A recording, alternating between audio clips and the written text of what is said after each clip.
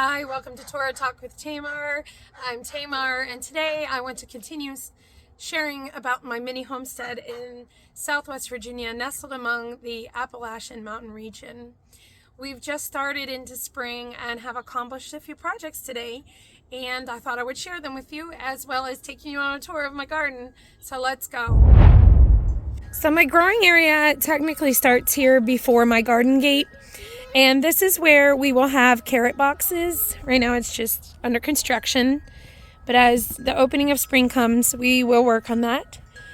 Over here will be green peppers. There's not much grass here, which is great. It's going to make it easier to till. Over by our chicken barn, we will plant a series of orchard trees, and we started with our apple tree today.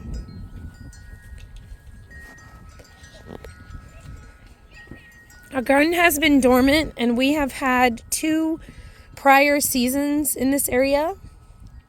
So we are working on crop rotation, and today we planted the squash. So it's very primitive. We condition our soil to grow well.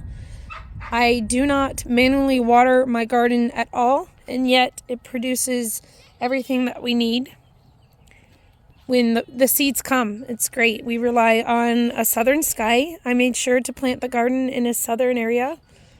We added some compost over here today, and that's where the onions will go. So we'll plant each section one day at a time, and it's beneficial to do it that way because that way you're not overloaded when it's time to harvest. You can harvest each day as well, and as it grows. So that's where each row will be, and we use a chart to make sure that we're rotating crops. We have the land there behind the fence too. The fence was put there because it was level, but this had been used as a trash area by previous owners, and in that trash area there were a number of rocks that we repurposed. It's great. It makes it creative and fun. So this is our grape plant that we have planted today, and it will eventually be trained to climb on a trellis. I've made a cage to protect the grapes from intruders, maybe wildlife that might come in. I've had a groundhog chomp my lettuce before, and my chickens would go for this. They would so eat those leaves up. And like I mentioned before, I don't like the cats rubbing up on it. I don't like the dogs being on it, so this offers protection from that as well.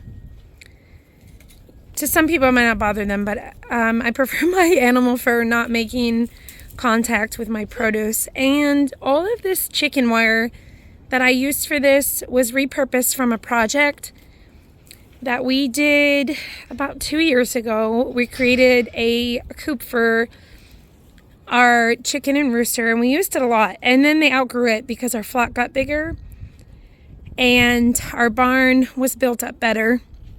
The barn was already here when we had moved in. It had been a shed that the previous owners had used for dogs, and then we repurposed that for our cats. Excuse me, I'm looking at my cat and my brain went there, for our chickens. So there was no additional cost outside of the mortgage for that.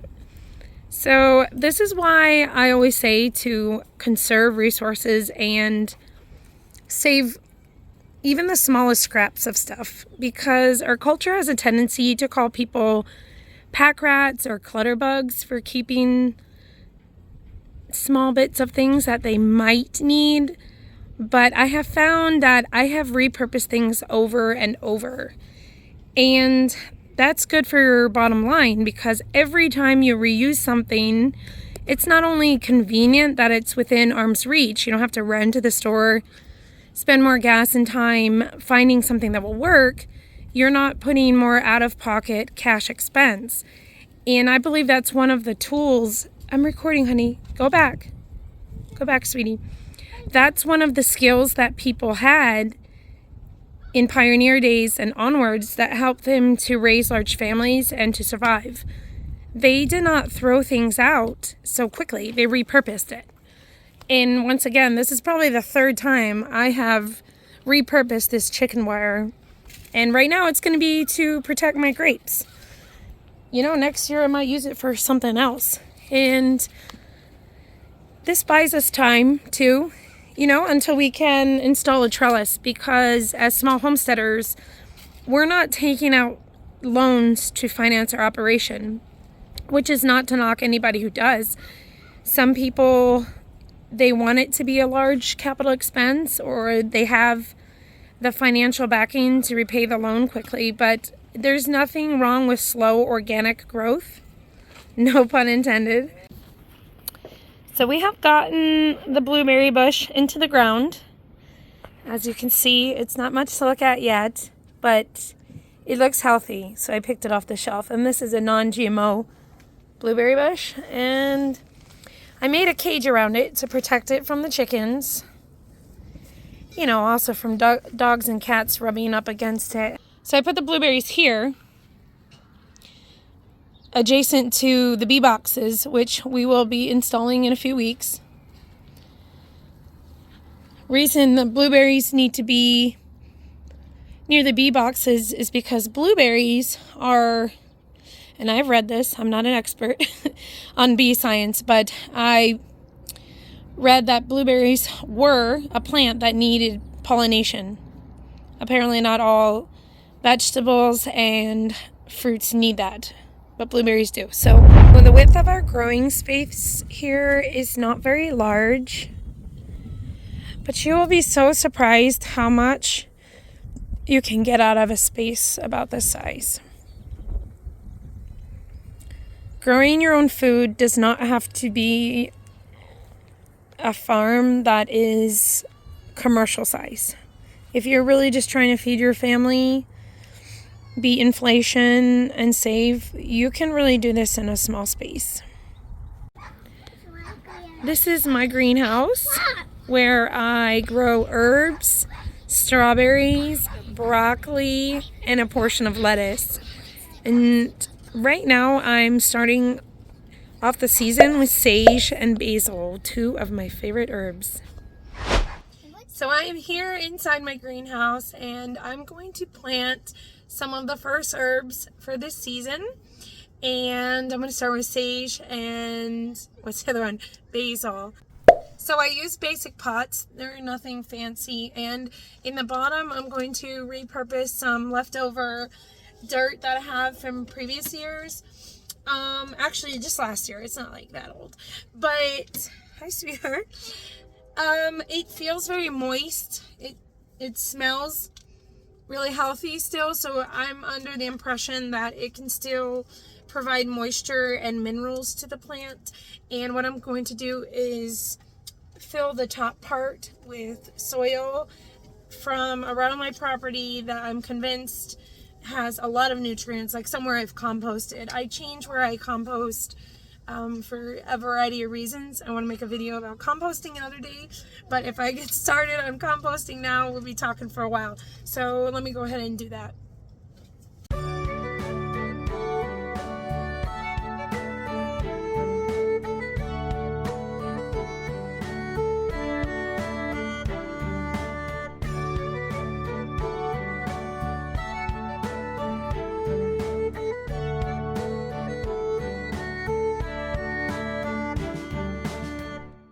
So I do a scattering technique with some of my plants. It's advised that you grow in 1 to 2 to 3 inch spacing, but I have used a scatter technique for different reasons, and it's always produced healthy plants, and it's worked out great. So that's the way I'm going to do it. And I'm going to top it off with some potting soil, organic potting soil that I still have left over. I feel like the middle layer that I've created has enough nutrients from a place that I composted. So just real thin so that the little sprouts can push their way through. And this is still so moist. It's been in the greenhouse really a couple of months. I try to use dirt that I already have around the property, of course, to save money by creating compost too, but these organic potting soil bags. They're not too expensive, and they're packed with nutrients, so it's worth it. I have a label here somewhere from a previous, from last year, so I can't find it. But what we can do, let's see, this might be it here. Well, it looks like it needs new words, but that shape here looks a lot like a sage leaf, so I'm thinking that's what I wrote there at first. So I'll just leave it in there so I know that's what I put in that pot.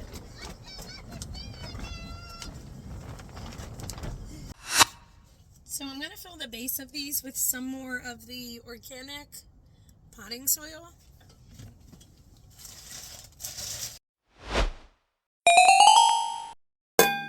Now I've done the scatter muffin before with basil, and I had quite a bit grow. So, you know, if you don't have money for these little trays and you need to dump some seeds and get on with your day, it will work. But in my experience, you will not get as much.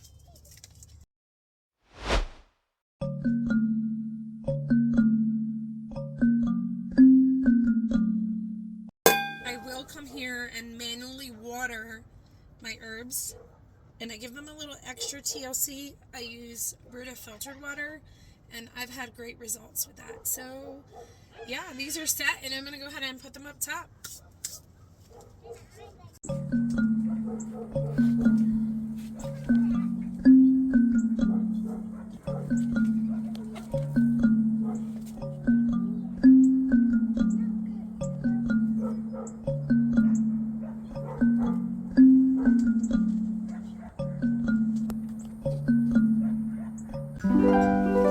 One last finishing touch that we've done as we're opening spring here is put on some small fencing around the squash to really define the space. And also, if necessary, if my chickens come for my squash, I can draw some netting across the top to deter them. Although this year I think I'll plant some squash closer to their barn, so maybe they'll be less interested in mine. Thank you for joining me on another episode of Torah Talk with Tamar, this time focused on homesteading. Don't forget to like and subscribe so that you can catch more videos on my channel discussing homesteading, sheep, and Torah. Shalom.